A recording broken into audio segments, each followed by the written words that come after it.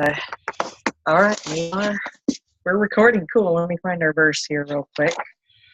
Okay, verse 56. All right, guys, welcome to the Saturday Morning Mastermind. I'm your host, Samantha Studebaker-Carl, broadcasting to you from Indianapolis, Indiana. And hopefully I'm going to have my little co-host here in a little bit. He's napping over there on the floor. I don't know if you can see him over there. My little grandson, we stole him for the weekend. I say stole him because we hadn't intended on getting him, but my husband was like, we went to go visit my daughter, and when we were there, he was like, so are we taking Connor with us? And she was like, I guess. So now we have him. But anyway, he's probably going to wake up in the middle of the discussion, and he could join us. I lost my train of thought. I got so busy talking about my grandson. Oh, okay. We're talking about verse 56 of the Tao Te Ching, and we're studying the book, Change Your Thoughts, Change Your Life, Living the Wisdom of the Tao. And I'm here with Chris and Dan and Catherine. And we may have some other folks jump on. But anyway, we're going to talk about this verse. And before we do, go ahead and introduce yourselves, guys. Jump on out. We can get this chat going. Good morning. It's Catherine Clement in Boulder, Colorado. Good to be here. Dan Sissick in cloudy Las Vegas this morning. I think we might get a little bit of rain, which we need, but I don't like the rain. So I want sun. I want heat. I want the winter to be done with.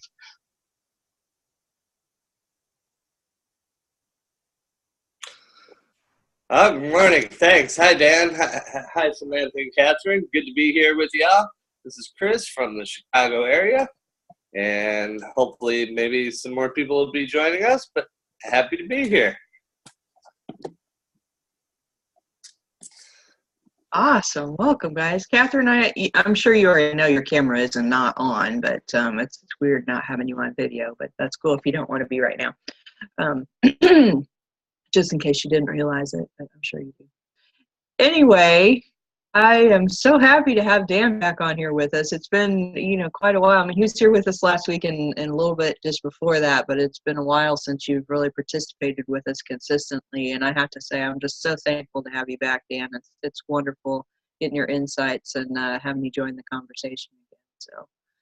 Wow, thank you. I appreciate that. That just means so much to me. Yeah, I love you guys all, and I love the community, and it means so much to me. It's just circumstances, we're making things rough and things like that. So hopefully this will be continued on for quite a while now. Awesome. That will be so awesome. Okay, so who wants to read the verse this morning and get our chat going? Chris, okay, jump out.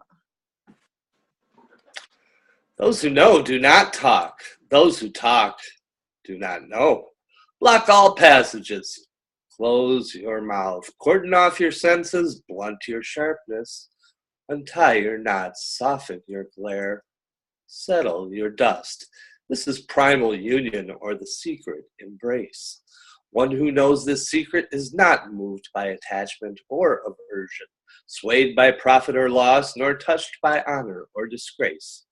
He or she is far beyond the cares of men, yet comes to hold the dearest place in their hearts. This, therefore, is the highest state of man. Thanks, Chris. So what do we think about this verse? Who's got some thoughts on it this morning? Of course, it says, if you know, you shouldn't talk. No. What is it? It's like Wayne was talking about this being the best known verse because of those who know do not talk and those who talk do not know, as it's like a pretty popular saying. And I thought that was kind of interesting. We could just sit here totally quiet for 60 minutes. Oh, there we go. I don't know if we could do that. I don't think we provide a whole lot of insight for anybody, though. I don't think I could do that. I don't think I've been quiet for 60 minutes in any length of time except when I'm sleeping. But I was going to jump out and say, I think to me, kind of what he's alluding to or getting to is the fact that there's a time and place to know when to talk and when to say things. And if you take the time and energy to look at what the subject is, whatever you're talking about, hopefully you have something constructive and informative or additional to add to the conversation rather than just throwing something out there to make yourself seem more than what you are. That's to the effect of what I'm getting. And a lot of people do that. They want to make themselves look bigger and or puffed up or this or that. But then when other people kind of look at them, and you're just kind of looking at them going, what? And things like that. So I think that's kind of more where I'm feeling that, to, as he says, loose Tao is calling you to live in the highest state of silent knowing, that place deeper within you that can't be communicated to any others, but yet sometimes you still need to communicate it, but you need to communicate it in a way that's without bragging, boasting, or anything like that, but you still, showing good, constructive, informative information. The word pontificate is coming to mind. And I don't know why, I guess is that the one where it's kind of like you're just talking? I'm going to look up the definition for that to make sure I'm actually talking in the right. Oh yeah, no. I'm a master pontificator. I just go on and on like all the time. I'll describe like one little feeling and I'll go into like a 15-minute rant. My mom's like just holds her hand up. She's like, okay. Pontificate, so pontiff's like a priest, so you're kind of like a priest, like going on and on. I looked up the definition, and the one that came up for Google, it says express one's opinions in a way considered annoyingly pompous and dogmatic.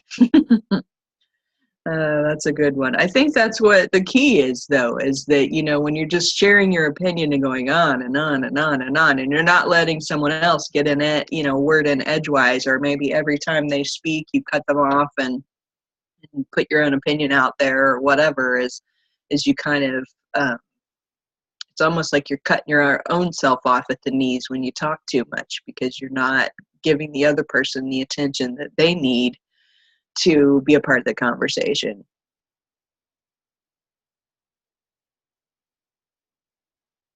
Catherine is the master of sitting back and listening, and then she only shares when she has something really good to say. I love that. Sometimes she'll jump out and just say anything, but important stuff. But I love the fact that I can sit here and I call on Catherine at any point, be like, hey, okay, so what do you think? And then she'll share her insight, but then she sits back and just listens. I need to get better at listening. I think you hit on a good point, though, sitting back and listening to what is being said, so that way you can really formulate a responsive answer that pertains to what is being asked or put forth or communicated. But like I went back to, but sharing something that's going to be relevant and constructive to help others either understand or to point something out or teach or something like that. And I think Catherine, I agree. I think Catherine does a great job of that, because I usually learn some things and it's like, oh, I didn't look at it that way, And sometimes I think we get so fast in our heads trying to, be right there and come up with all the little answers and this and that, rather than really sitting and listening to what is being said by other people.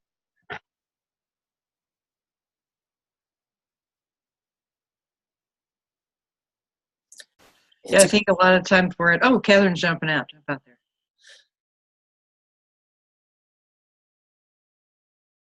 Sorry. Go ahead. I'm coughing. Go ahead. All right. It's hard for me to know when you don't have your video on. I don't see your motions towards unmuting yourself, so I didn't realize you were trying to jump out there. Um, She said she was coughing, so she might have been going through a little coughing fit, so might right. need a No, minute. that's cool. That's cool. I had a thought come into my head right when she was jumping out too, and now I lost it. Hey, Karen, welcome. Hi, Karen. Hi, Karen. Yes. Good morning. Good morning. Glad to have you. Thank you. I didn't come up on the screen until after I hear hello, and I'm going, what? I apologize for being late. Go ahead. Let me catch up. Well, I was just going to add that reading this, thank you all so much, by the way, for your kind words. And I would love to tell you that that is some amazing, wonderful skill that I taught myself to listen, but it was really just from being smacked from saying something at the wrong time. So I just learned to shut up and listen.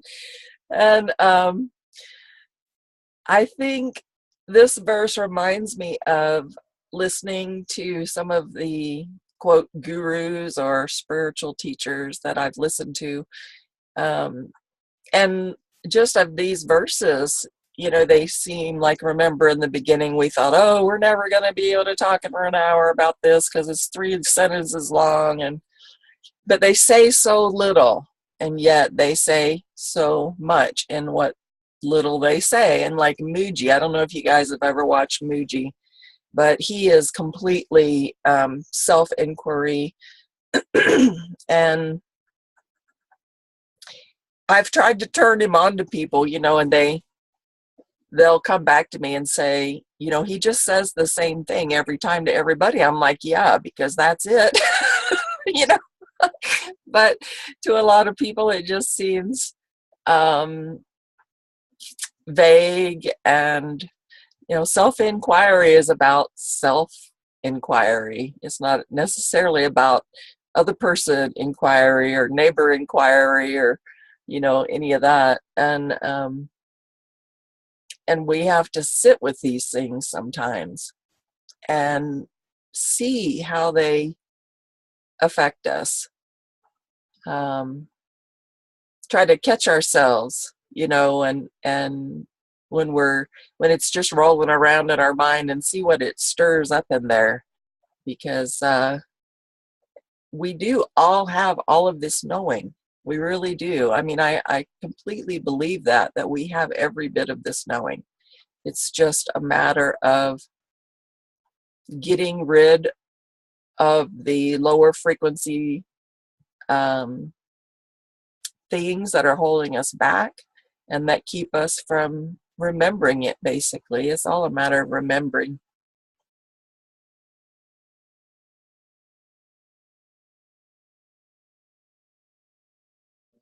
So how do you spell Muji? M-O-O-J-I? Yep, that's it. Okay, cool. Yeah, he's really, I think he's from Jamaica or somewhere. He's not one of the Eastern Indian gurus, you know, but he gathers groups of people and they come in front of him, and, you know, they can approach one at a time and ask their questions. So, I mean, you do kind of get the insight into other people by the way he does it. But it is, I mean, it's true. If you really watch him, it doesn't matter like what challenge or issue somebody brings in front of him, the answer is almost always the same, and it just annoys the hell out of some people. But it's because it's the answer.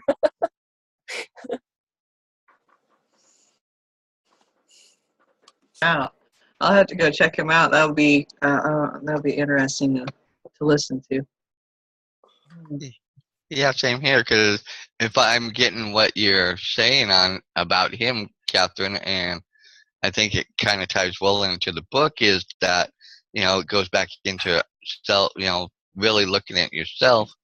And so self-discovery is where you kind of find the answers, and every answer is going to be a little different for every person. So therefore, the way he answers is by kind of turning it back on them. And so therefore, he can't give a broad answer. It's got to come from within them, I think, is kind of from what I'm hearing, what you're saying. Yep, that's right. And he brings them further and further into the observer view, more and more detached. That's another thing. Some people say, well, if you live that way, you have to be completely detached of all emotion. No, that's not true. You don't. As a matter of fact, I have found highly, quote, spiritual people to be, exceptionally loving. But you have to take the emotion out of it so that you can look at the situation objectively. This is especially important in business, you guys, because this is what kills so many businesses, is people let their emotions get the best of them. They could be a yellow personality and the wrong person says no to them and it can close them down on their whole business, and it's because of the emotions that they're allowing to be involved. Not to say you have to be cold in your business relationships, but if somebody says no and you're crying, that's okay, but you need to figure out why you're crying and why that no hit you like it did, and do the self-inquiry to figure that out, because you can't just melt into a puddle of tears every time someone says no to you in your business. So I'm getting my coffee and clothes on. I will be on camera soon, I promise.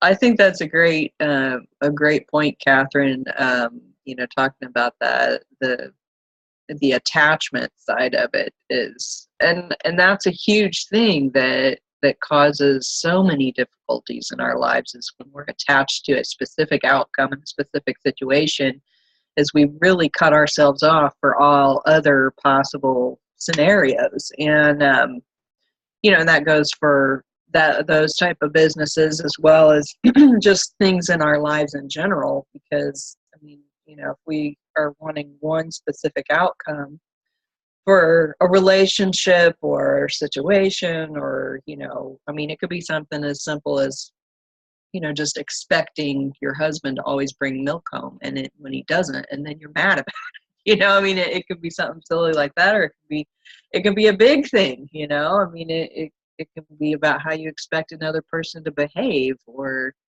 but I think it's interesting. He starts talking about that, or at least Wayne does in this chapter, where of course we have this section where it says, block all the passages, close your mouth, cordon off your senses, blunt your sharpness, untie your knot, soften your glare, settle your dust. And in there, Wayne is suggesting that he's talking about calming yourself down to let go of the attachments of how you think people should act and behave and things are supposed to be in the world or in your life or whatever, and quit trying to control them, I think is the thing. And when you're opening your mouth trying to control everything and tell everybody what to do, is then you're cutting everyone else off as well as yourself from all other possibilities. Well, I think it goes back a little bit, going off of what you were saying, it goes back to our ego then too, because then our egos get in the way, and therefore we want to be right, or we want to, be that winning person, as he talks about here. Perhaps it's to a point of view to be, a view to being right, to winning, or to prove profiting in some way, and the more talking they do, the more they appear to be swayed by such attachments. So we try to, we're swayed by our attachments, but then we try to sway other people to our same, and sometimes that may not be what is needed. And so therefore it's the, turning that off and being able to really listen to the other person is what they're saying, and letting that be the guide of where to responding, rather than just cutting off or bluntly saying, no, but it's this, can't you see this? Or, and I think we all try to do that. Sometimes we want to really force somebody to see our point of view rather than just letting it be.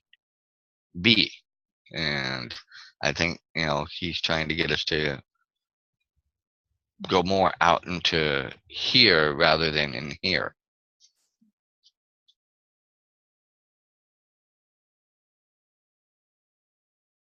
I'm done.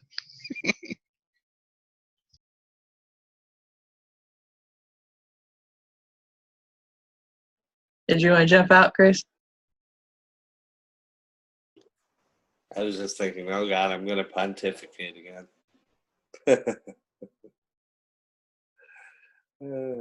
Maybe Karen's heard enough now. Maybe she can throw in some of her thoughts.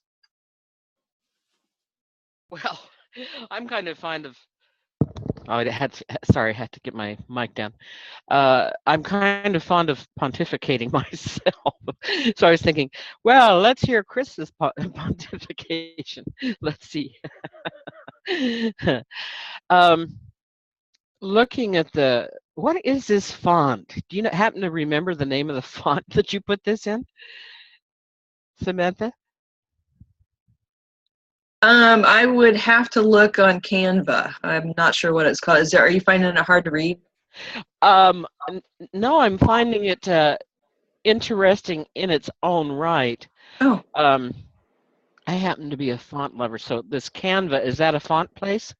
Oh, no, Canva is it's like a graphic creating site where you can, take some of the elements that they have and then your own information, and then you put it all together and make, whatever you want out of it. You can make cool logos, or you can make pictures like what I make, or signs, whatever you want to make there. It's just canva.com, and they have a lot of free stuff on there. Most of the images I use are images that I've purchased, and then I upload them on there and do stuff with them, because I know I'm going to put them on our website. So yeah, make sure I have the rights to do that. But yeah, you can get on there and make all kinds of stuff, and they have a whole bunch of fonts on there that you can use. So it's pretty cool. I don't know what's happened with my little font library that came with pardon me, with the office that I have, but they've thrown in a bunch of stuff that, I can't imagine anybody in their right mind's ever using, like, half the font library is that. And then I have like 3 fonts that I like, and it's really disgusting, because that's what I do, is I just go find what feels right. But I was thinking, as I looked at this, and you were talking earlier, I wonder how many meetings there are, maybe not particularly at this particular time or day, but let's say over a week, where people gather together and talk about the Tao Te Ching, because I'm aware that there are, and we're all different, and we all do things differently, and I think this group, all of us, find it quite unusual in how exceedingly real we consider it to be.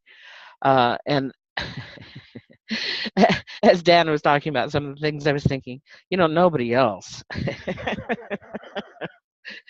nobody else would look at this and be talking about this and how important this is to mention this and tie this in. And then I was looking at, when you have your lines,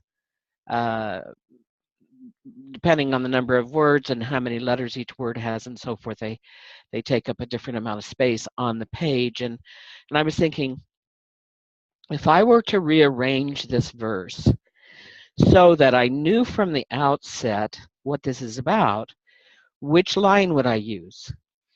And I would probably use, this is primal union, or the secret embrace. And then I would think, verse 56 is about the primal union, or the secret embrace. as opposed to those who know do not talk and those who talk do not know. It really does kind of set a different pace. So, Chris, I challenge you, pontificate further.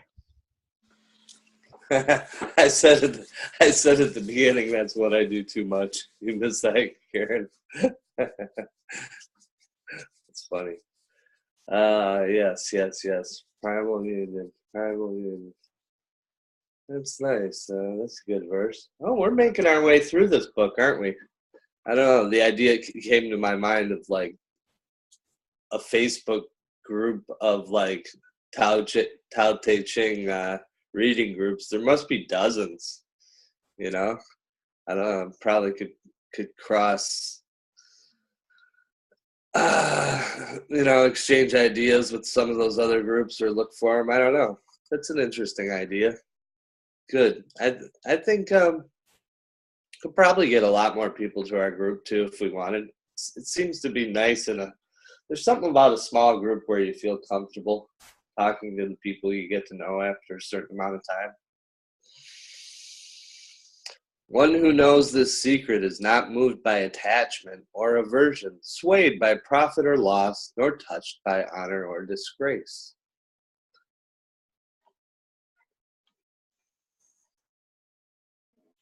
So what is the secret? I don't know. How do I get the secret embrace? That sounds good. You got to introduce your feminine and your masculine to each other for that. I think your little co-host is awake. Yeah, he just woke up. He's been here and he's kind of looking over here trying to see. He was talking a second ago. So we'll see. He looks like he's not totally awake yet, though. No, he's kind of laying there going, so, yeah, we'll see. I keep encouraging him to come over here. If he comes over here, I'll get him up on my lap and we'll see if he has anything important to. There he goes. Oh, there he goes. Now he's making himself known. You want to tell him what you think the secret is? Yeah. Well, I think. Oh, go ahead, Dan. Sorry. No, go ahead, Chris. You okay? I got the hand. Whoa. I think the primal embraces. I think is that kind of like Catherine was saying, the yin and the yang in between. The listening and the talking, and then learning what to share, what to say, but also listening enough so that way you can make a formulated answer or effort to share what needs to be shared. And I think that's the yin and the yang, and I think that's the primal embrace. And understanding that will help us get to that more universal level of understanding each other and knowing where each other's coming from, so that way we can better empathize or better understand how to put ourselves in their position so we can respond better.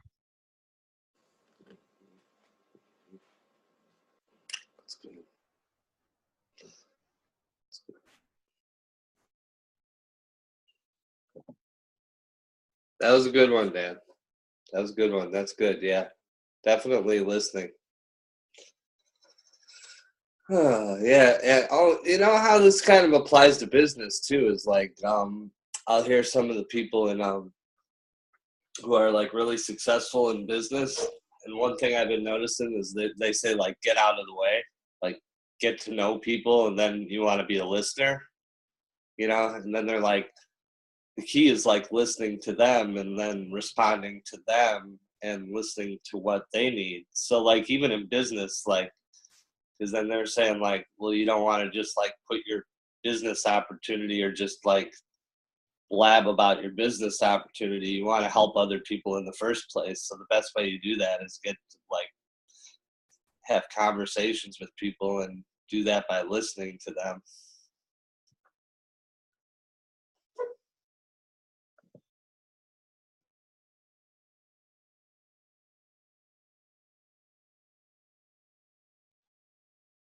I think it's interesting that it talks about not being touched by honor or disgrace and being beyond the cares of men. And, that kind of made me think about how, when you kind of let go of your attachment to what you think you're supposed to do or supposed to be or supposed to act or based on other people's opinions of you, is then when you kind of can let go of that, then you don't feel like you have to justify yourself in whatever it is you're doing. You don't feel like you have to tell everybody why you're doing what you're doing or why you're acting the way that you're acting or that sort of thing. And that he's got a lot to say this morning. So it kind of helps you step outside of so much of the stuff that causes distress in our lives, I think. Sorry, I'm distracted by the baby. So cute. Oh my God. Well, I've had a lot of experience with this the past couple of weeks. We've had some sort of upheaving information and in my primary business, and it was really interesting to see how people took the news. Like there were some people that just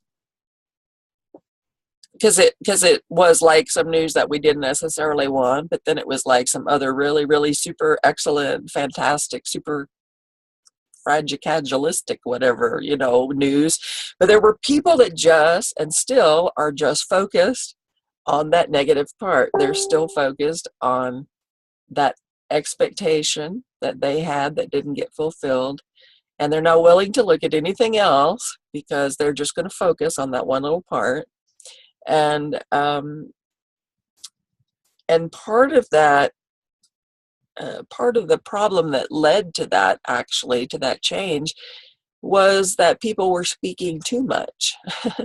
As we know in some of our online businesses, like you just said, Chris, people get out there and they start blasting things everywhere and they say things that they shouldn't say. And sometimes they give out information that they shouldn't give out.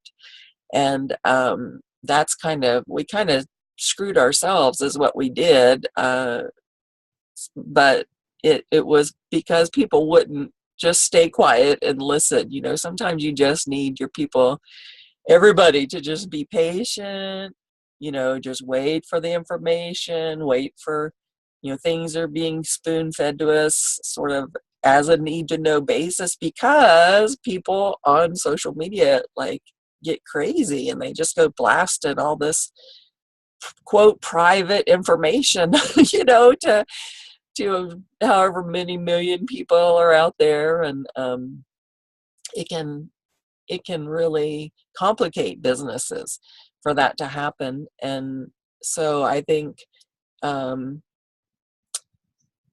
yeah, when you have a good thing, if your business is a good thing, there's ways to let people know about that without divulging secrets and being obnoxious. And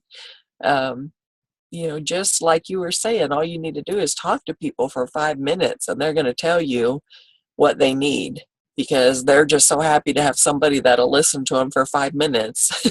So they're going to get to business, they're going to get to their disgruntled things right away, their list of things they're not happy with in their life. And so that gives you a great opportunity to, if you actually have something of value, if you're in a business where you actually have something of value to offer, the door is always open for everybody. You just need to listen to them long enough to see where the key will fit.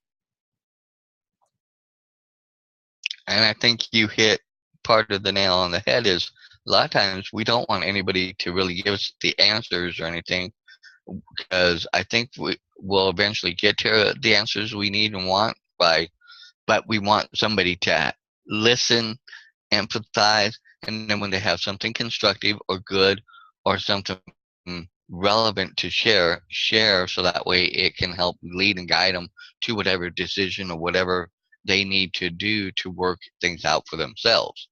Half the time I don't want somebody to fix my issues or anything. I want them to help, but I really want them to listen and understand how I'm feeling in that moment, because right now I might be like, ugh. But by getting it out of me and letting somebody listen, and then offer constructive stuff from what they've gone through or something like that, then it can help me go, oh, okay, it's not as bad as I'm making it, or oh, if I adjust this and take it off of myself, it might make things easier or better or something to that effect. And going back to detaching from the outcome, we're never going to fully detach from the outcomes. I don't think anybody ever can fully detach from the outcomes. We're not made that way.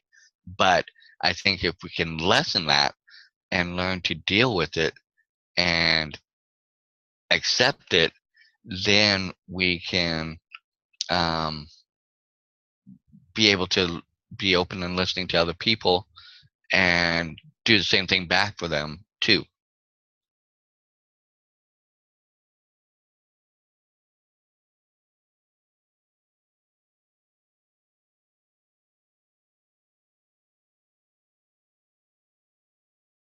I thought he was going to say something.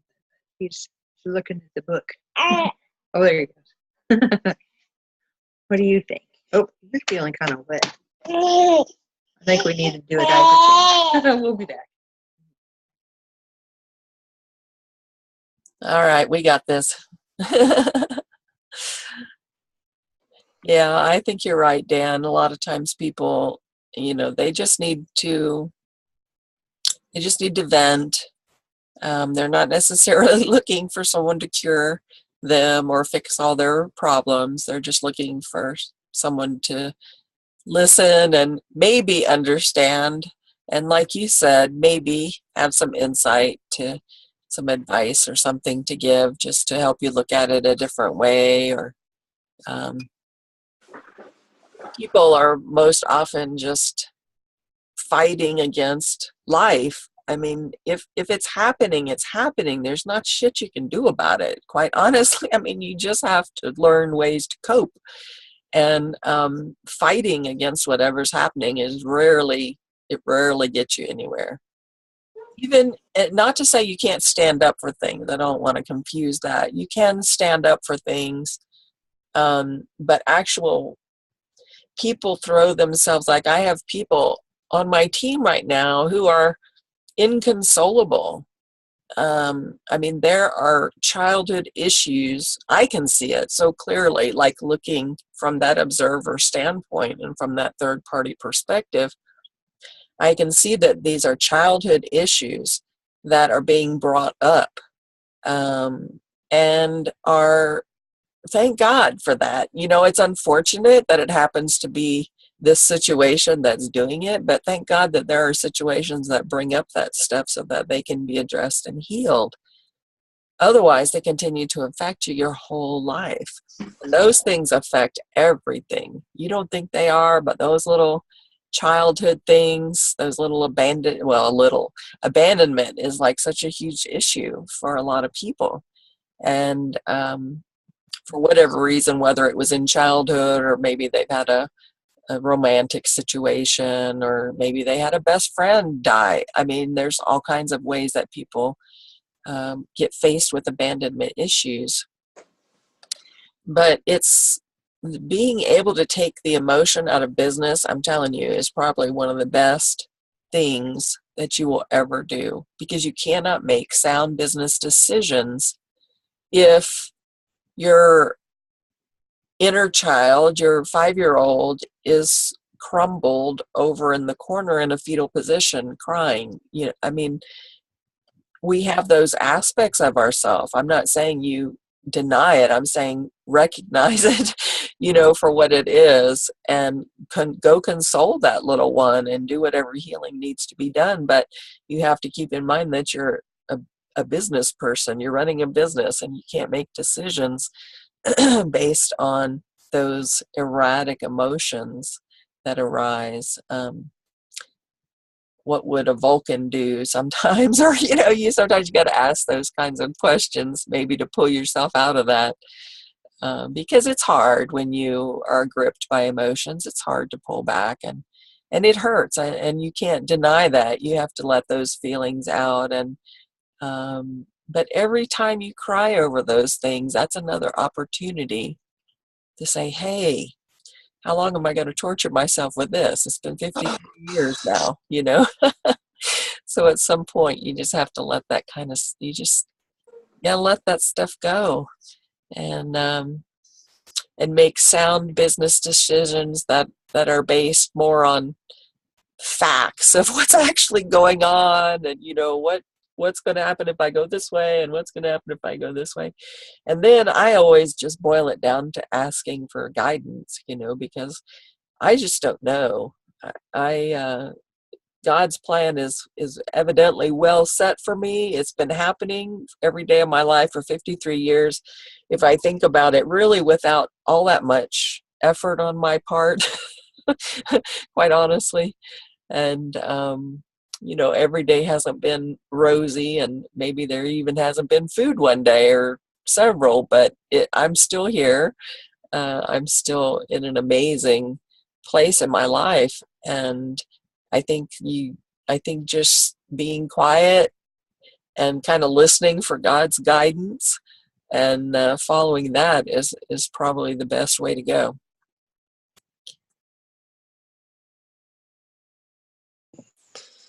Yeah, that's where I think also like maybe having a little meditation practice can come in there too, because a lot of people say, oh, well, I don't have time for meditation. And the more you don't have time for meditation, probably the more you need to like incorporate it.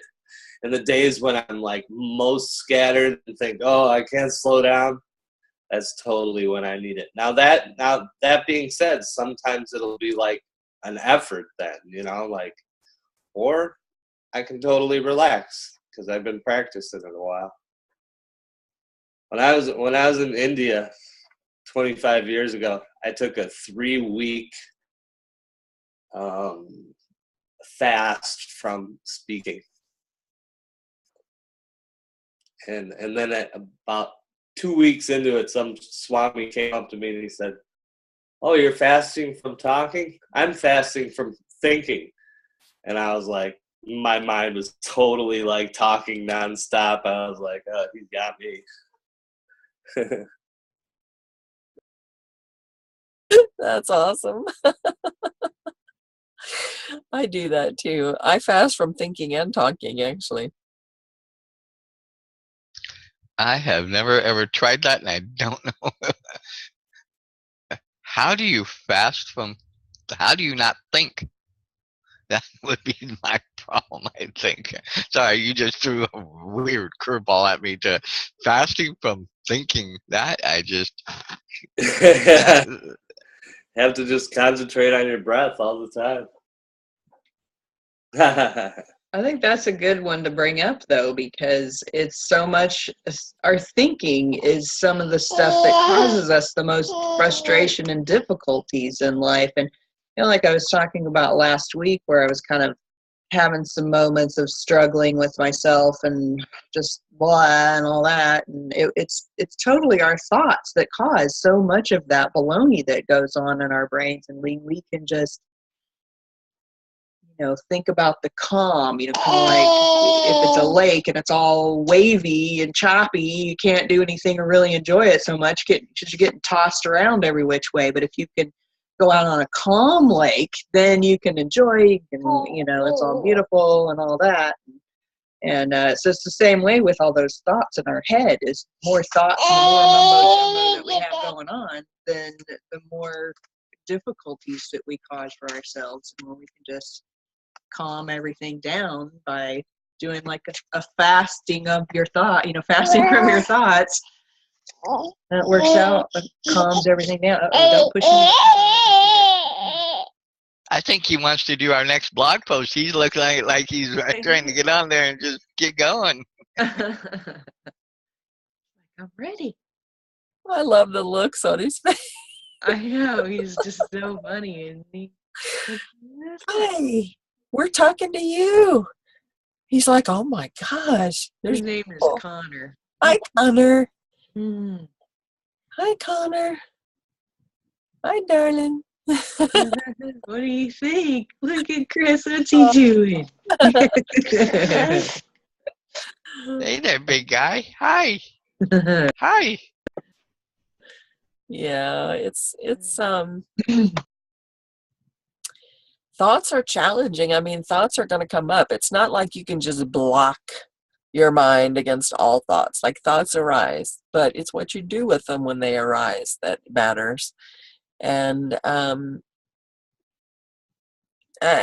just see so many people suffering and in misery over, this shouldn't be happening. This shouldn't be happening. Well, it happened. It should be happening, or it wouldn't have happened. Like, honestly, I don't. Everybody's welcome to their own beliefs. Personally, I don't understand exactly how everything works, but I do know that life is miraculous. Like, everything that I witness every day that happens in my body, that happens in nature, that happens everywhere, and everything that I see, it's all miraculous. And that doesn't just happen on its own. There's divine planning or something in there, so if it's happening, it's supposed to be happening. So don't make yourself miserable over, it shouldn't be happening, because it should. And you just have to do that self-inquiry and see, why that's affecting you so much. And those thoughts, even when you're in meditation, I mean, if you practice meditation, you get to the point where it really feels like you have no thoughts in your head. I mean, the sea gets completely calm. It's the most amazing thing.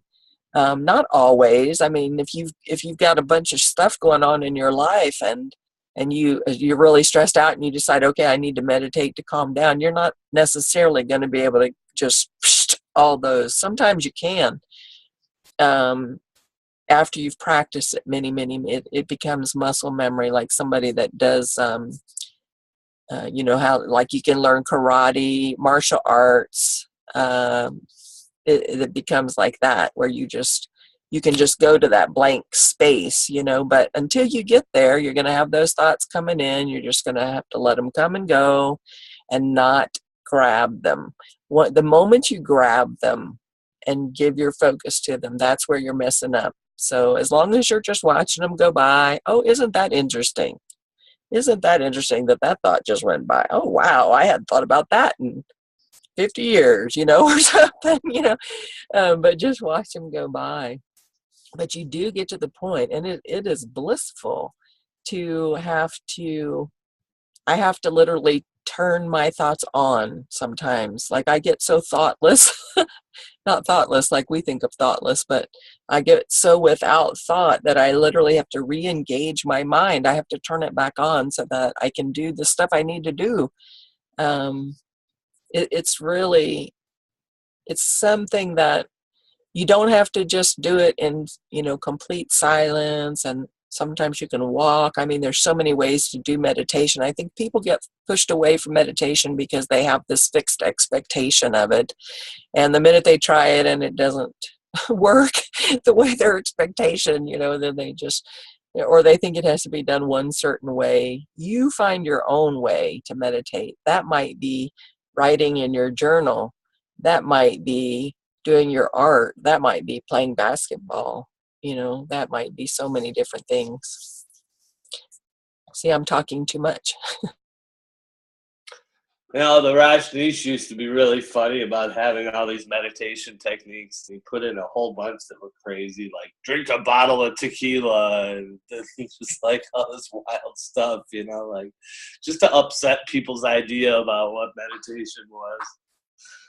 It was like really funny. I can't remember 108 ways, but it was something really, he had all these nutty ways in there.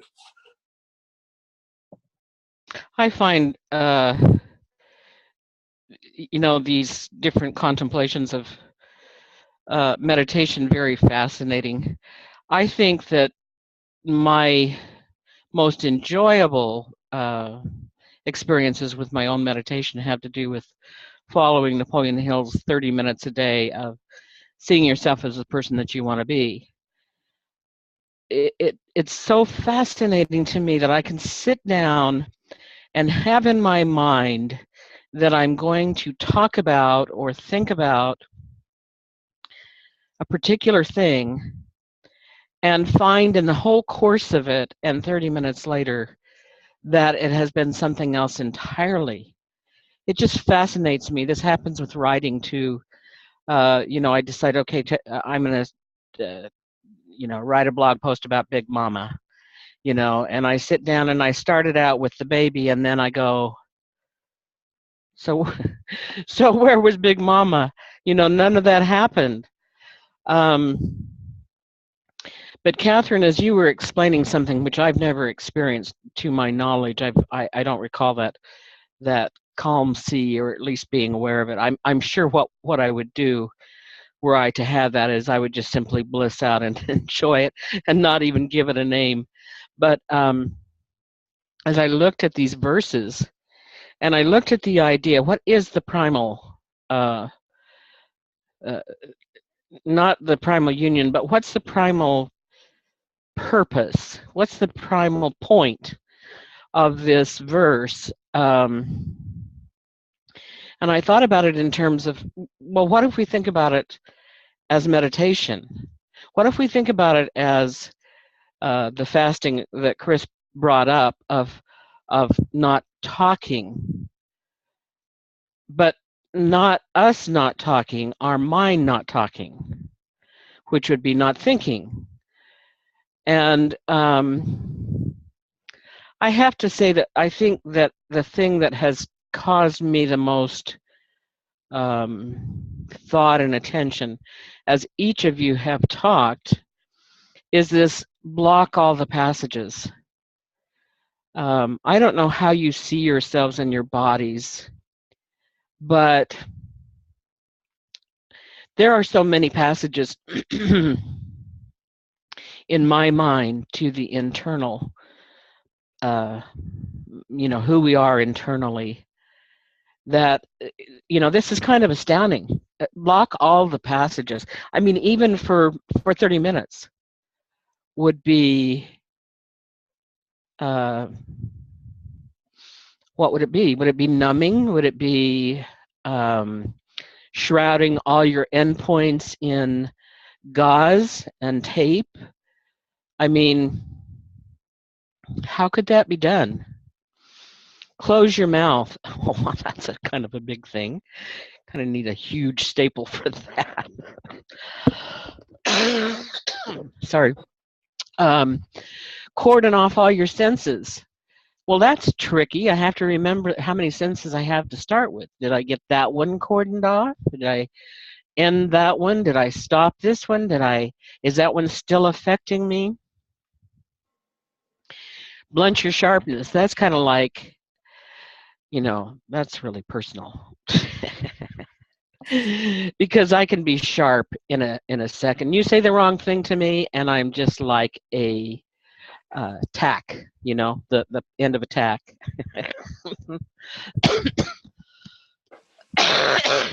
I don't know if you were doing that for me, Chris, or for the baby. But anyway, untie your knots. I mean, I've used this metaphor of the yarn, not being able to get all of it undone, untied, rolling out so you can use it. Soften your glare. I have noticed lately, this is the weirdest thing. I have noticed when I turn my glare on someone. I mean, I'm like the pivotal hermit. I mean, I'm hardly ever out of my room. And so the other day I was out somewhere and I heard somebody come up behind me. I knew they were talking to me, and they said, "Excuse me, ma'am." And I want you to know I turned, and it was like my glare, like I had turned on this huge spotlight. And I thought, why isn't he turning to ash? Pardon me.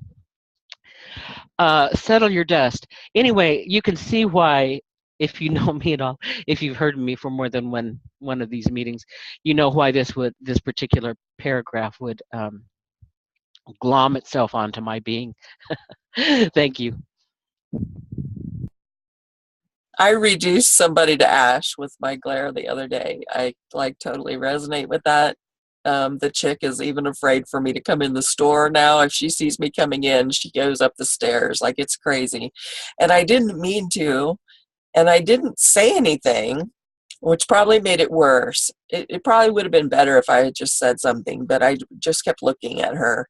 And my native name is Talking Eyes because my eyes are very expressive. If I'm thinking something, it comes through in my eyes. There's no doubt about it. And but the thing was, I wasn't even thinking bad things towards her. I was just thinking about other things that it was going to cause me to have to do. But she took it as like I was going to jump over the table and kill her.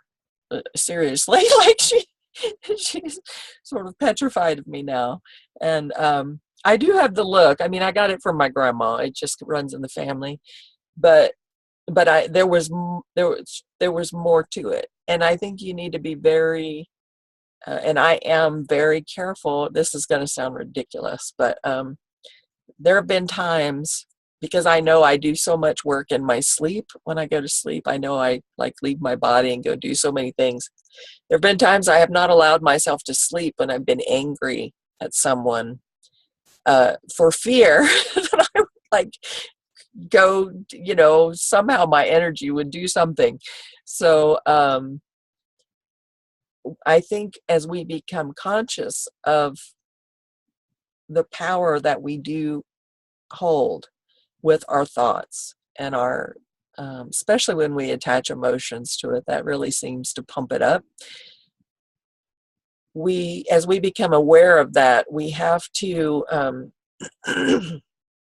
like, it's great when you see it influencing positive things in your life and you're making positive changes with that power. But then you have to be careful when a situation arises like that you don't use it in the wrong way, because it really is, the vibrations that you put out really do affect people. I didn't realize that my glare was as intense as it was until I saw the look in her eyes. And at that point, I didn't care, quite honestly, but now I feel bad about it.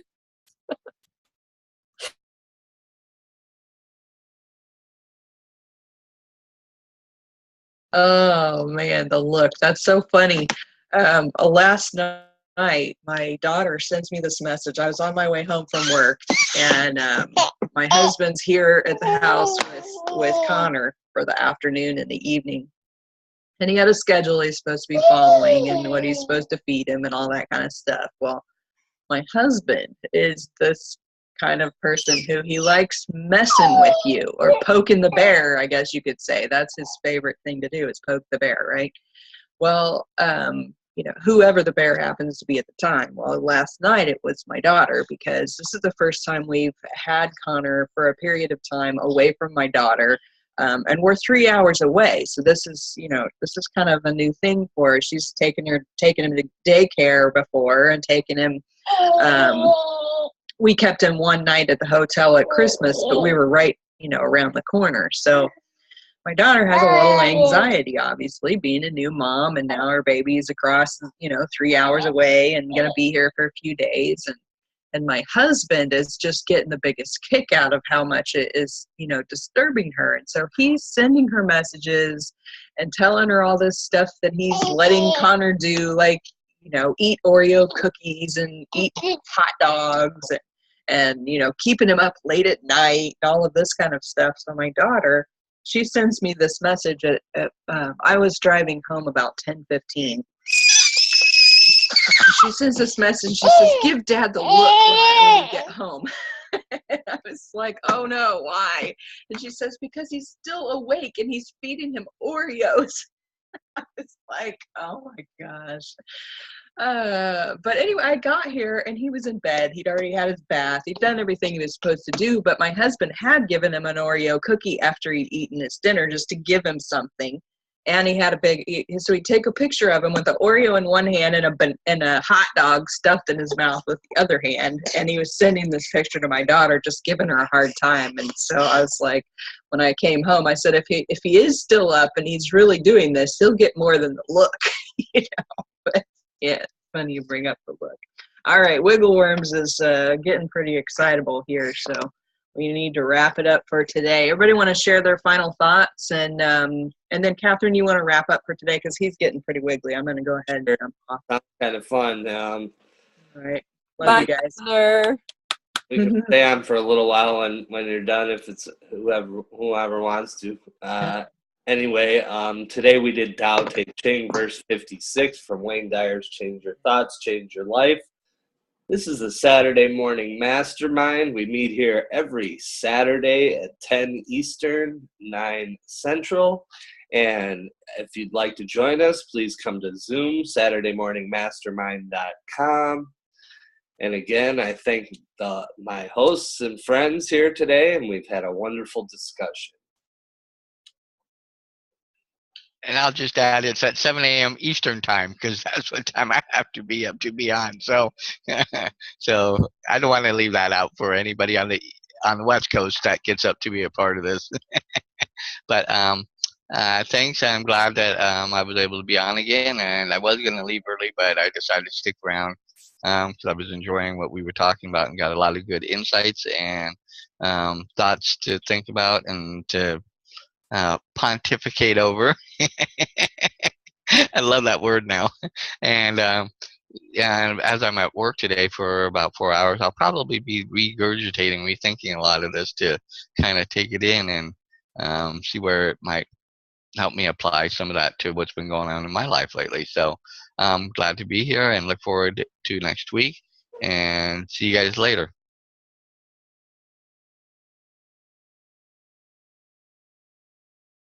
Karen, did you have any final thoughts, dear? Well, thank you for asking. I always have final thoughts, mid thoughts, entry thoughts. I just love this group. I love what we're doing here, and it would be fun. I like to throw out a challenge. It'd really be fun for somebody else to join us and start to become a regular. We just kind of interweave people in every so now and then. That's always good. And we have favorites of ours that we haven't seen for a long time. We'd love to see again soon. Thanks. Thank you. And thank you, everybody, for showing up today. And yeah, we'd love to have you join us on the panel. You can be on here on video or off video, as you can see. And, you know, you don't have to talk. I mean, we'd love to hear your thoughts about things. But if you're a little shy, we understand that too. Just hang out with us a little while and you see that we're just real people here and talking about real things. That's the thing that I love about this mastermind. Is a lot of masterminds that I've been in before, they don't talk about the real stuff. They talk about a lot of, you know, all the inspirational and motivational and all that, and all that's good. But I think one of the things in this group, we've always felt like if you don't talk about the real stuff that's going on, then people think that they are the only ones feeling that way, and it's just not true. You know. Final word, just, you know, those thoughts, you just do not have to believe everything you think. I've got the bumper sticker. I could wear it on my forehead too. Just don't believe everything you think. And if you find yourself in an emotional state over something, really do the self-inquiry and find out what that's about, because that is something just screaming for your attention that needs to be healed. And if you can address that and let whatever it is go, life's, you know, you're getting a little bit closer to that smooth, glassy ocean there that you're looking for. So thank you so much, and we'll see you guys next week. Bye.